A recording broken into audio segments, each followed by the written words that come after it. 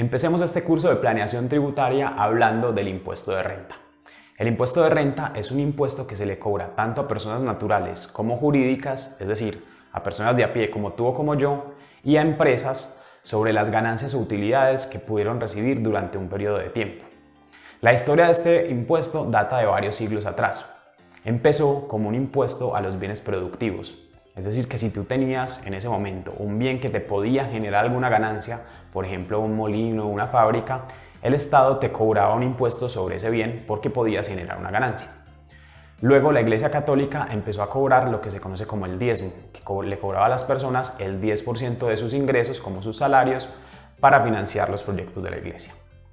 Más adelante se empezó a cobrar un impuesto que se conoce como la primera cosecha.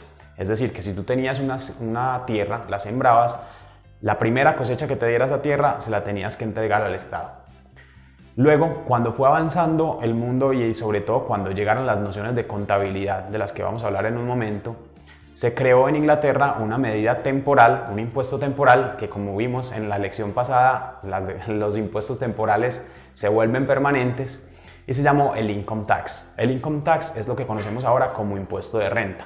En ese momento se creó para financiar las guerras contra la Francia de Napoleón, pero finalmente lo dejaron de forma permanente. Ese income tax, entonces, lo que cobraba era a la gente una parte de sus ganancias para financiar los proyectos del gobierno. ¿Qué es lo que me cobran? Para entender qué es lo que te cobran con el impuesto de renta necesitamos tener un poco de nociones de contabilidad. Nada muy avanzado, pero necesito que entiendas esto. Lo primero es qué es un activo, qué es un pasivo y qué es un patrimonio. Entonces, un activo es cualquier cosa que tú tengas, que tú puedas hacer uso. Si tú vives en una casa, eso es un activo. Si tú tienes un carro y ese carro lo usas para desplazarte, es un activo. Si tú tienes un dinero en el banco, eso es un activo. Ahora, ¿qué es un pasivo? Un pasivo es todo aquello que tú le debes a alguien más. Por ejemplo, si tú para esa casa obtuviste un préstamo, pues ese préstamo se convierte en una obligación o un pasivo. Si tú, por ejemplo, tienes una plata que te prestó un amigo, eso es un pasivo. Y el patrimonio es lo que resulta de la resta de los anteriores dos conceptos. Es decir, en un concepto más clave es como el patrimonio es lo que en realidad te pertenece. Un activo es como todo lo que tú puedes disfrutar, todo lo que tú puedes utilizar, pero el patrimonio es lo que realmente es tuyo porque resulta después de restarle al activo aquello que debes. Por eso, la ecuación contable nos dice que los activos son iguales a los pasivos más el patrimonio.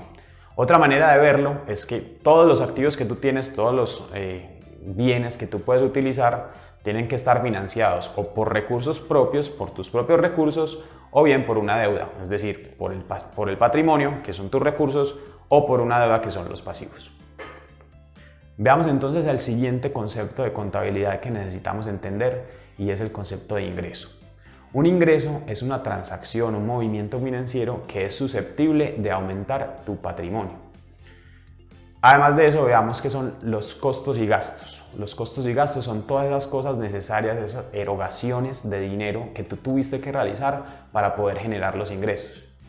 Y cuando yo llego y resto a mis ingresos brutos, les resto mis costos y gastos, lo que yo obtengo es una utilidad o una ganancia. Lo que me queda después de yo haber hecho todos los gastos necesarios, todos los costos necesarios para recibir el ingreso, yo sacándole todo eso a lo que me ingresó, obtengo la utilidad. El hecho generador del impuesto de renta, es decir, lo que causa que a ti te cobren un impuesto de renta, es haber generado ingresos que son susceptibles de aumentar tu patrimonio. En pocas palabras, el gobierno lo que te está cobrando es que tú te volviste un poco más rico. Es verdad que si tú obtuviste ingresos y luego te los gastaste en cosas y esas cosas se perdieron, pues no te volviste más rico, pero el hecho de haber generado los ingresos era susceptible de aumentar tu patrimonio, era susceptible de que tú te convirtieras, que aumentaras tu nivel de riqueza, y eso es lo que te están cobrando en el impuesto de renta. Vamos a hacer entonces un ejercicio. Quiero que pienses cada uno de estos hechos, cuál de ellos constituye un ingreso y cuál no. Vamos a leerlos despacio, puedes darle pausa al video en cualquier momento, piénsalo bien y luego vemos la respuesta para cada uno. El primero es tú recibes un préstamo. El segundo es que alguien te paga una deuda que tenía contigo. El tercero es que recibes una transferencia, pero esa transferencia es para un amigo, no es para ti.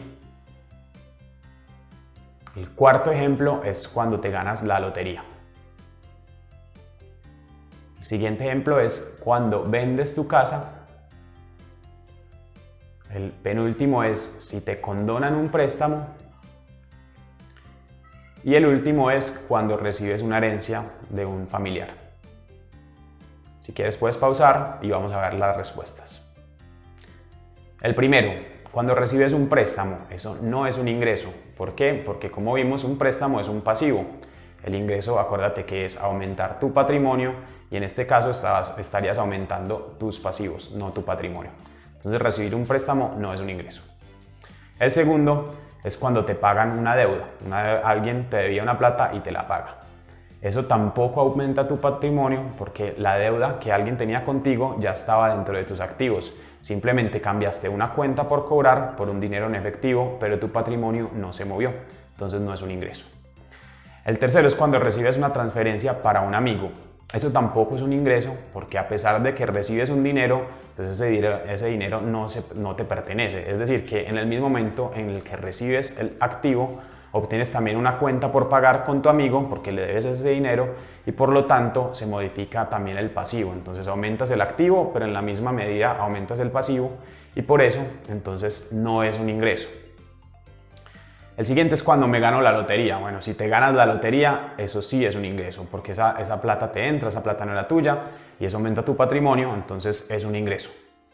El siguiente tiene cascarita y es cuando vendes una casa. Entonces tú tenías un activo que tenía cierto valor y lo vas a vender. Ahora, si tú vendes ese activo por encima del valor que lo tenías antes, generas una utilidad o una ganancia y eso es un ingreso. Pero si tú vendes la casa al mismo valor o a un valor inferior al que lo tenías, entonces no se genera ningún ingreso porque es tú cambiar un activo por otro, es decir, una casa en físico por dinero en efectivo. Pero si recibes más dinero del valor que tenías en la casa, entonces ese excedente o esa utilidad sí se convierte en un ingreso. El penúltimo es cuando te condonan un préstamo. En este caso, eso sí se convierte en un ingreso. ¿Por qué? Porque tú tenías un pasivo y llega esa persona, digamos el ICETEX o Colfuturo o cualquier persona con la que tenías el préstamo te lo condona, entonces se elimina el pasivo. Tus activos quedan iguales, pero tus pasivos reducen y para mantener la ecuación constante, entonces eso quiere decir que aumentó tu patrimonio y por eso es un ingreso.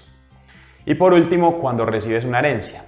A pesar de que esa herencia ha sido de tu familia, no era tuya. Entonces, cuando tú recibes un dinero, una tierra, un bien como herencia de un familiar, aumenta tu patrimonio y por lo tanto eso se convierte en un ingreso y puede ser gravado con el impuesto de renta. Vamos a ver entonces por qué el impuesto a la renta se considera un impuesto bueno. Hay muchos tipos de impuestos y el impuesto a la renta le va a cobrar un poco más a las personas que tienen más recursos. Por ejemplo, vamos a imaginarnos a estas dos personas, vamos a imaginarnos a don Ramón, a Ricky Ricón, uno con unos ingresos muy altos, otro con unos ingresos muy bajos. Cuando yo cobro un impuesto como el IVA, que se considera un impuesto regresivo, el IVA es igual para todos, es la misma magnitud para todos, pero proporcionalmente a la persona que genera menos ingresos, ese impuesto va a ser mucho más oneroso, porque va a representar un porcentaje mucho más alto de sus ingresos. En cambio, cuando yo tengo un impuesto progresivo como el impuesto a la renta, ese impuesto se va a aplicar con una tarifa mucho más alta a las personas que tienen más ingresos. Además de que ya es una tarifa sobre el ingreso mismo, la tarifa misma va subiendo para las personas que tienen más ingresos. Es decir, que la persona que gana muy poco es probable que no pague nada de impuesto de renta y la persona que gana mucho entonces va a pagar una parte mayor. Eso hace que el impuesto haga una labor distributiva del ingreso y que ayude un poco con unas funciones sociales. Hasta aquí entonces dejamos esta clase en donde vemos qué es el impuesto de renta. Te invito a que continúes con nosotros en la siguiente clase donde vamos a ver qué es la planeación tributaria.